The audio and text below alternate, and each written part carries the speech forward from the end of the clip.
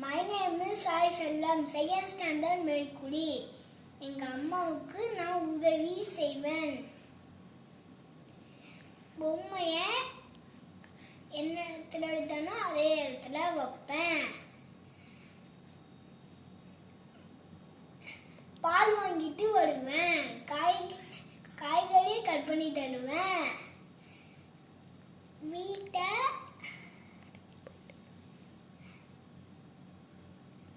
வீட்டை சுத்தமா வச்சுக்குவேன். எங்க அம்மாவுக்கு நான் சமைச்சு தருவேன்.